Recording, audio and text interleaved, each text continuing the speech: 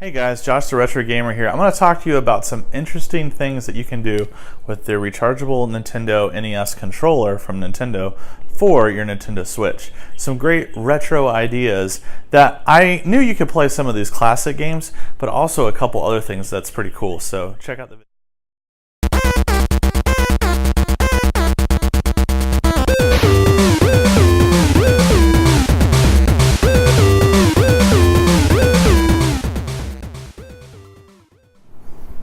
Hey everybody, so this is what I wanted to talk to you guys about. Basically the four newest games that came out for the NES Nintendo store on the Switch.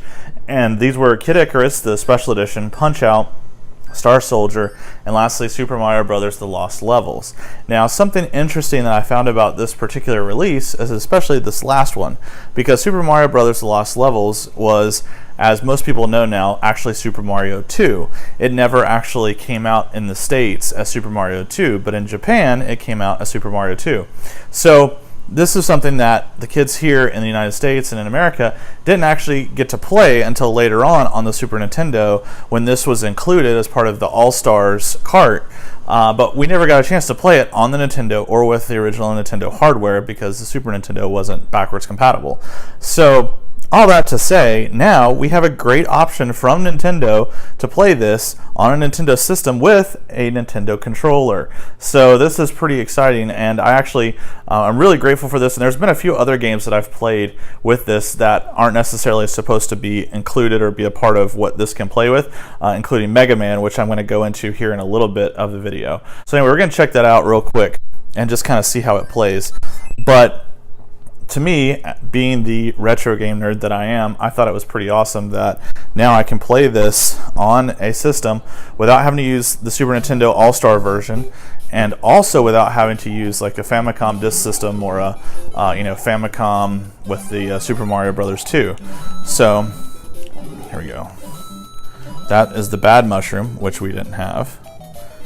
And my TV has a little bit of input lag, a little bit of delay. Let me hold this here, but you can see, I mean, it's all responding just fine. And I love the fact that I get to play this game without having to use the Famicom. I do have the Famicom disk system, and I have played with that on the Retro USB's AVS, as well as on the, I think I've played on the top loader as well. But so yeah, we basically didn't get this version in the States. We got Doki Doki Panic that was reskinned with Super Mario Brothers. I think because they were concerned that the game wouldn't sell well and that it would be really difficult for the Western world and the American kids to play, which I don't think I'm doing too hot right now, but I'm going to blame input lag for that.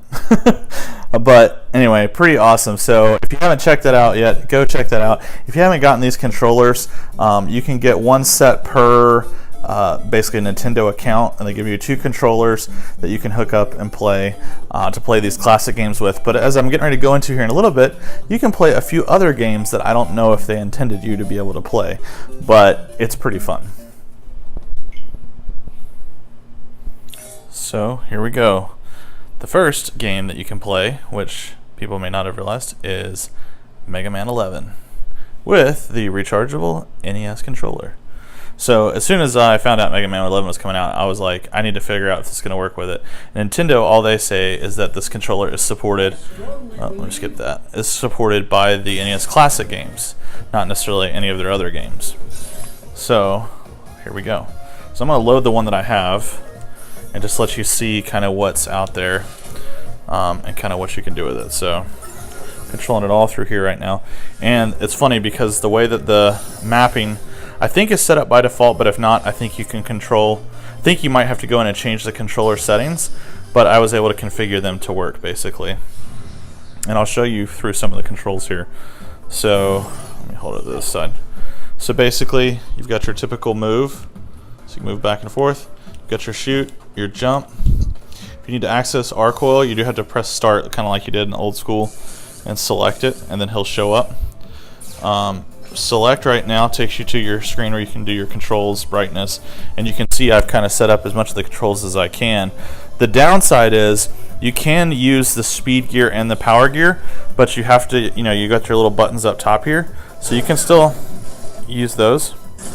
The problem is you can't do both of them at the same time. You know how like you can use the triggers to do both at the same time? So that is one little area that you're not able to do in the game. But honestly, I feel like that would just make the game harder. So if you want an extra challenge, play the game with the NES rechargeable controller from Nintendo for the Switch and try to see what you can do.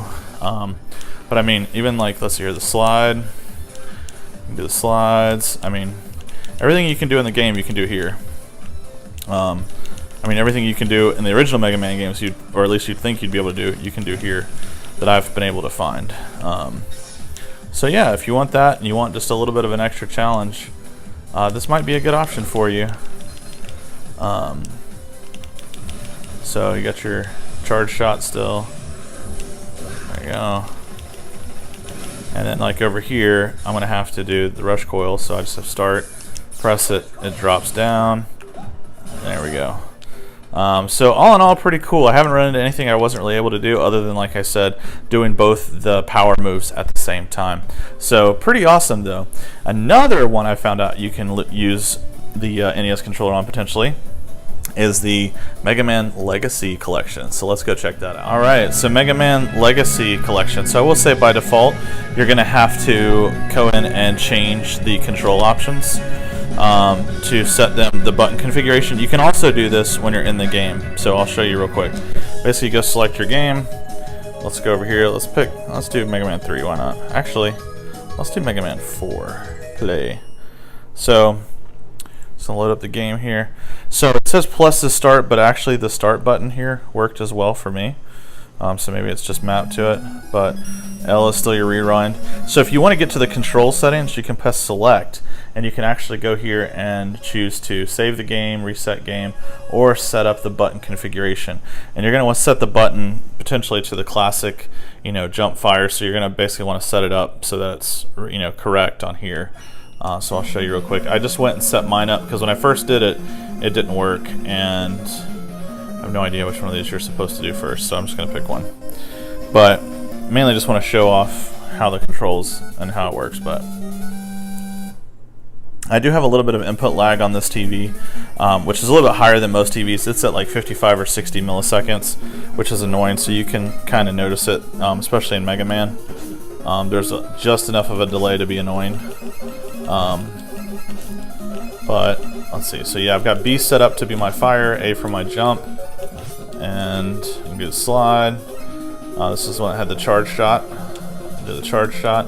So there you go. I mean, you play Mega Man. Same thing for the R coil. You'll have to press start. This one you just go select it, and then you can use it. That is one thing in the Mega Man 11, is it's just going to drop the R coil if you go select it like this wherever you put it. So you might want to try to map another button to it. Maybe in the other one you can map your select or something if you don't care. But yeah. So whoops, select. So that's not what I wanted to do. Let's go back. So there you go. So when you get other power-ups in the other Mega Man, I'm not sure how that's going to work. I think with that one you can do the same thing. You can just select the power-up that you want and still play with the controller. I don't know if I don't think I have these set to do anything. Oh yeah, so the L does rewind here right now. So I could set up the R button potentially to do something.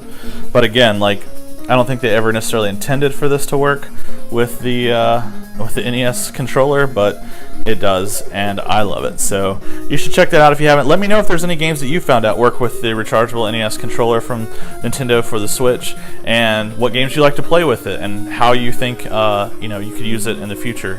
And yeah, it's pretty cool.